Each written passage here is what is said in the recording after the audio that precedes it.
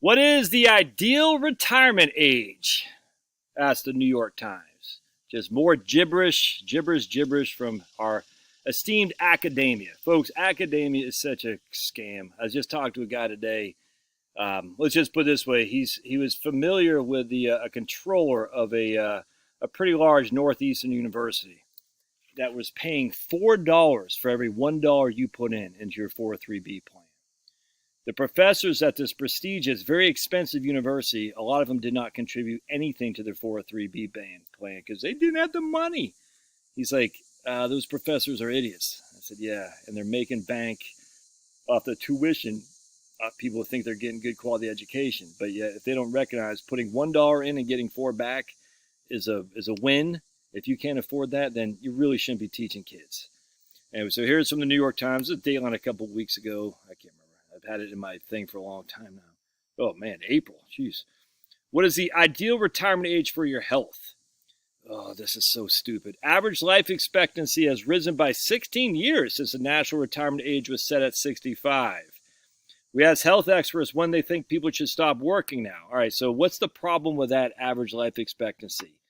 It's average life expectancy at birth. Oh, are people this freaking stupid?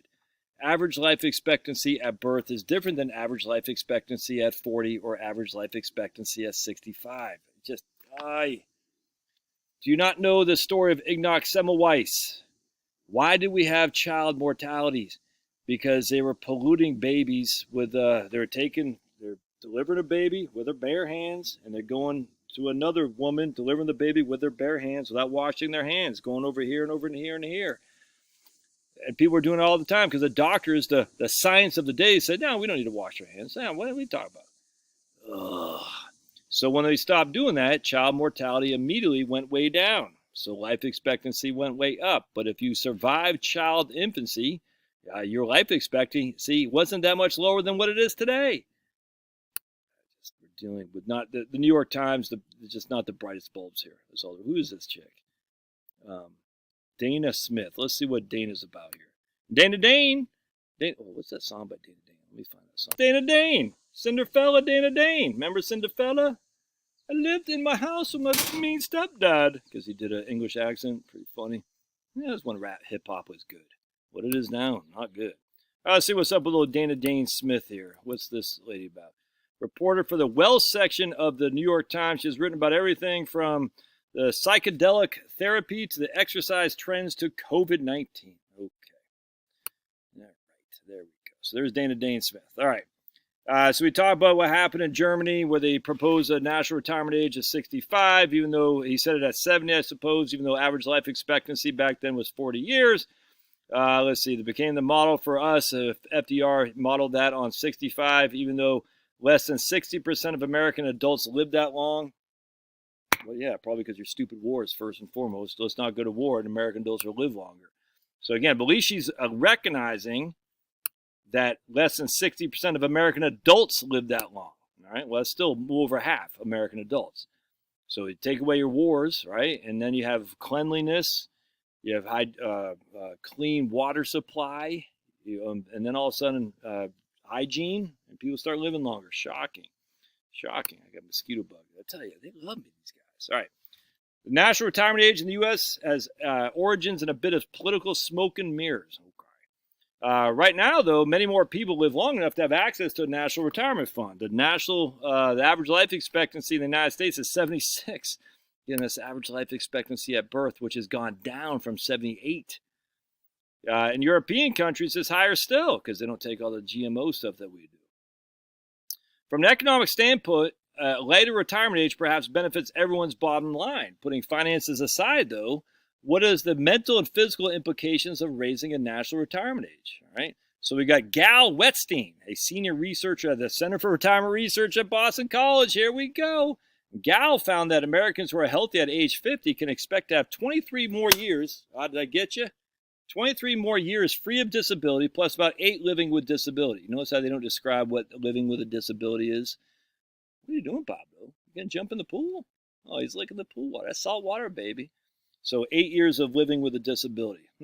That would suggest that people's maximum working life expectancy on average is 73. So if you're 50 years old, gal says you should work until you're 73. No. There's no doubt that life expectancy is longer. It's not that much longer. And also the ability to work has expanded. Well, that's true, 100%. Part of that is medical changes? No. Actually, medical changes are hurting us. That's a fact. The allopathic medicine is not that good. When it comes to acute care, it's fine. When it comes to treating your problem, it's not fine. We'll prescribe drugs to deal with the symptoms, but we won't get the root cause of what's ailing you. We all know that. All right, so in 2020, roughly 45% of the American labor force worked in a knowledge-based field, such as management, YouTube videos. In 1935, these professions were just 6% of the workforce. So that's still 55% of the American population is not working in these kind of workforces. All right, so there's a knowledge. They're not in a knowledge-based field. That means they're working in laborious confines. So you're going to have them retire at 73, their gal. Dr. Pincus Cohen, oh boy, agreed that from a health standpoint, a retirement age under 65 makes no sense for hey, butterfly, they're people in a knowledge base. Because the 65 is a 20th century number. For people in knowledge-based jobs, the retirement age in the 70s is reasonable, says Lisa Renzi Hammond from the University of Georgia. I was just listening to a guy, my man Carl Stack was quoting some clown from the University of Georgia Public Policy, just a clown. And I was just like, oh, I can't believe my daughter goes there. I said, well, if this is they're going to be their people who run their economics department, I'm going to probably tell her not to study economics at the University of Georgia because I was like, oh, just literally stupid, dumb. Our cognitive faculties were able to maintain usually pretty well into our 70s. If retirement age is set based on the capabilities of employees, there's absolutely no reason to have a retirement age in the 60s. It's easy for you to say when you're working at an institute for gerontology, all right? But they do talk about this, all right? So they say right here, let's see. National health and disability averages don't tell the whole story. Yep. While some people stay sharp and continue to work until their 80s, professors, other jobs are more physically demanding and take a toll on people's health. There are people who do manual labor where at age 65, they cannot do this very challenging work, says Dr. Cohen, 100%. For these type of works, retirement can actually improve health outcomes. What? What? We can actually improve our health outcomes by quitting our crappy old job? No way. No way. That's unbelievable. That's impossible. If you're leaving a job that's physically bad for you, where you're getting terrible sleep and you're constantly stressed out, then retirement is great for your health. That looks, not me, it's a doctor. Look, he's got a PhD, so he's a doctor. He knows something more than you and I because we're just maroons. Lifespan and health span are also not consistent across race and gender. All right, so here's where it gets stupid. Gal Wetstein found that at age 50, black men have a working life expectancy of 17 years, while those bad white women that could continue working for another 24 years. So why would you ever compare men to women in this regard?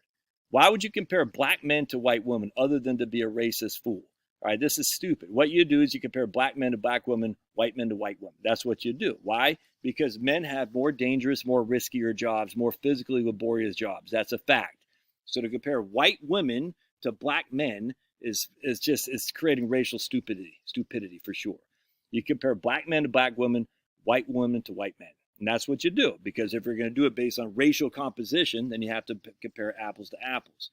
Black men do more laborious jobs, more so than even white men. I grant you that. But to say black men are 50, have only 17 years, and white women have 24, the reason is because men work harder, more dangerous, more physically demanding jobs. That's just a fact, Jack. And sadly, a lot of white women, my wife in particular, they don't even work but part-time. You know why? Because we actually have the money, because we have two-parent households. And where the Democrats went nuts and they destroyed the black family, it's like, nah, you don't need a man running around here. So what, 70% of black children born are illegitimate? They don't have a dad in their household? Because the government did that. The government did that. Now it's 33% or 35% of whites. It's getting less now, though. But still, so because we have a husband and a wife in the household, more white families can have the woman stay home from work. So to compare a black man who's in a laborious, physically challenging job to my wife right there, it's apples to oranges. It's stupid. Let's see. We know that black Americans particularly develop illnesses at earlier ages, live with more disabilities, and die younger. So not allowing them to who's them? Not allowing them to retire until they're older means they're just not going to benefit from Social Security as much. Who you talk about them there, Dr. Lisa Cooper? Who you talk about them? Huh? You saying you people like Ross Perot? This is also true for people. So basically what the Dr. Lisa Cooper is saying is, you know what we got to do? If you're black, you should take Social Security at 55. And if you're white, you should take it at 75. Just, for equity, reparations and stuff. So freaking stupid. But what if I'm white and I worked in a laborious job and you're black and you worked at Wall Street? No.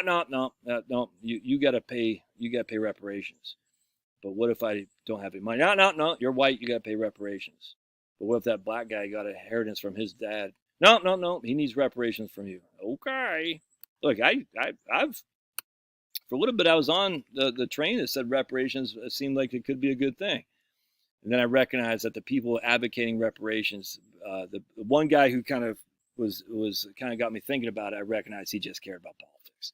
He didn't care about reparations. He just wanted the Democrats to win. I said, and I thought he was sincere.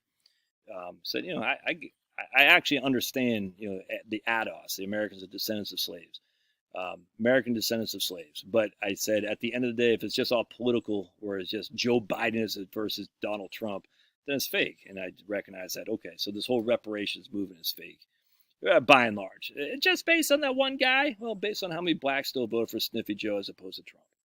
And I recognize that's okay. So the politics will never leave. No matter how much we pay, it'll never go away. And I thought for sure that there might be a chance to say, hey, let's clean the slate and start anew. But obviously, that'll never happen. Sad. All right, so let's keep going here. As a result, Dr. Cooper, raising the retirement age needs to be done with all these issues in mind, because it's not going to affect everyone the same. Yeah. So what are you going to do there? You're going to say, well, Josh, you're working in a white-collar job. I said, but I didn't work in a white-collar job for the first 15 years of my labor. So how do you square that circle? I've dug ditches. I've freaking pounded stuff. I've been on my back. I've moved land. So how do I then say I have to retire at 75 because I'm in a knowledge-based thing now? Whole thing's stupid. Anyway, the point being, the only thing that made sense in this whole argument was this guy right here, Dr. Cohen. If you're leaving a job that's physically bad for you, where you're getting terrible sleep and you're constantly stressed out, then retirement is great for your health. Remember that. All right, love your thoughts. Academia. All right, we'll see you.